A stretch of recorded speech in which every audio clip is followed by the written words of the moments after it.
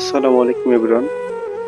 আলোর পথে সামাজিক সংগঠন হবিগঞ্জ জেলার পক্ষ থেকে দ্বিতীয় ধাপে হবিগঞ্জ জেলার শহরের ভিতরে শীতবস্ত্র বিতরণ করা হয়। আপনারা দেখতে পারতেছেন, এটা এই শীতবস্ত্র বিতরণের মধ্যে অসহায় অনেক মানুষদেরকে সংগঠনের অনেক নেতৃবৃন্দ বস্ত্র বিতরণ করতেছেন।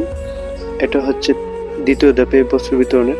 তারা হবিগঞ্জ শহরের বিভিন্ন জায়গায় অলিগলি শহরের ভিতরে ঘুরে ঘুরে অসহায় মানুষ, অসহায় এতিম এবং পথশিশু যাদেরকে পেয়েছে তাদেরকে তারা শীত বস্ত্র দেওয়ার চেষ্টা করছে।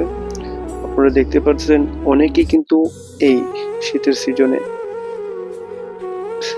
খুবই কষ্ট করে তারা বসবাস করে, চলাফেরা করে। তাদেরকে খুঁজে খুঁজে বের করে কিন্তু এই সংগঠনের নেতৃবৃন্দ সহ যারা যারা ছিল তারা কিন্তু তাদেরকে সহযোগিতা করার চেষ্টা করছে। উক্ত কার্যক্রমকে সফল করতে দেশ বিদেশের অনেক প্রবাসী ভাই ও বোনেরা সহযোগিতা করেছে।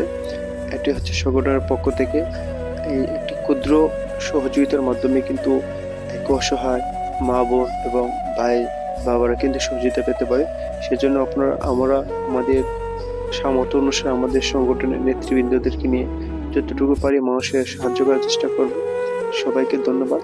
আমাদের জন্য দোয়া করবেন যাতে আমরা সমাজের জন্য ভালো ভালো কাজ করে যেতে পারি। আসসালামু আলাইকুম।